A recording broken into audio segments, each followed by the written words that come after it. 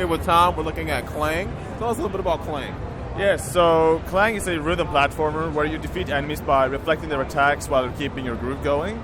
And what differentiates this game from other rhythm games are that those are usually only focused on the pushing the buttons aspect. They provide very little beyond that. And then you have action games like God of War, Ninja Gaiden, and Devil May Cry, where they bring all the other good stuff, like that you can portray yourself onto a character and like the immersion brought through the interactivity, etc. But those games, while the soundtrack is cool, it's just playing in the background. It doesn't really care if you're doing well or poorly, or if you're even in sync to anything, right? Okay. So I saw the potential for a game concept that blends the best of both worlds, that let you truly feel that rhythm feel, right? That was the idea behind Klang. Okay. So what type of, like, I guess I'm assuming like you enjoy rhythm music-based games, and you decided that you wanted more. You decided that you wanted more feedback, so you decided to make it really a core part.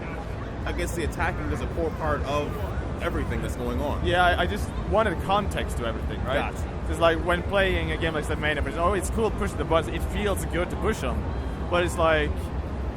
It's kind of shallow? It's kind of shallow, yeah. Gotcha. Like, there's nothing beyond just that you're pushing them, right? So, like, I want a game context to this. So, like, and I find it, like, through rhythm-based combat and exploration. So is there a narrative behind everything, or you're just a guy or a gal? I kind of took it a bit Mega Man style, where it's like, most of the story elements are mostly just to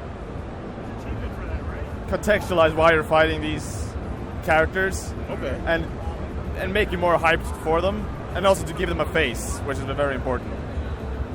But apart from that, like, it is definitely a gameplay before story kind of game. That's fun. Yeah. That's fun. There's too much story and no gameplay, and then you're watching a movie. Yeah, and also lately, like, when I played a lot of games, both AAA and indie, I often found that the story kind of got in the way of it, to the point where, like, I almost feel like it took away from the overall experience. Okay. So I decided to play it a bit more reserved. To, like, don't be too intrusive with it, and like, don't have cutscenes that aren't skippable, for instance, that kind of thing. Okay, so because I saw the email about the game, I saw the trailer, I thought, okay, and I saw basically a space-looking area where you're on several platforms. But now that I'm looking at it more, I'm seeing there's a lot more to it than just being in a stationary environment. Yeah, you're not closed off. There would be a lot of different gameplay modes and or like states of play, rather. So there's, for instance, like what you probably saw is like the purest core of the rhythm platforming aspect, and then there's also rhythm stealth. Rhythm stealth, actually. You have to expound on that, Tom. Rhythm stealth. I want to hear more about rhythm stealth. Yeah, well, so I definitely took some inspiration from Mark of the Ninja regarding that. I love that. And yeah, me too. And the rhythm aspect kind of comes in to add some predictability to when the guards are moving. Since in other stealth games, you really have to like feel out, just get it. Your intuition just has to tell, okay, they'll probably turn now.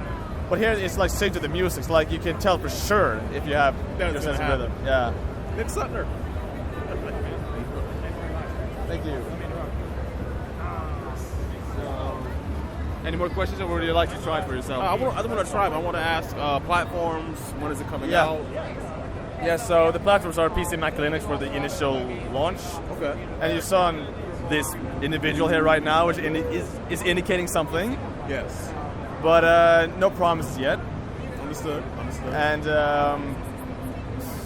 for the launch, it will be 2016. Okay, We're very confident about that, and we've settled on the month we want to launch it, but we just can't announce it yet. Understood. So how big is the team? With the exception of the composer that did all the audio, it's a one-man developed project. I did everything. Wow. Okay. What other games have you worked on? This is the first I've like really worked on. Like I made some freelance art for some other very minor indie games. Like I think like the amount of projects I can like have on my portfolio are like 3, including this one. Okay. Though it was minor roles, and in my eyes they don't really count. Like this is the first genuine attempt at making a good game. This is a Tom joint. Yeah. Okay. Gotcha.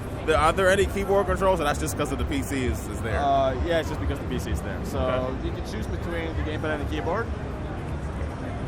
You do gamepad? Do the gamepad. All right. Well, I guess I can't think of anything else to ask. Let's get my hands on this game. Right ahead.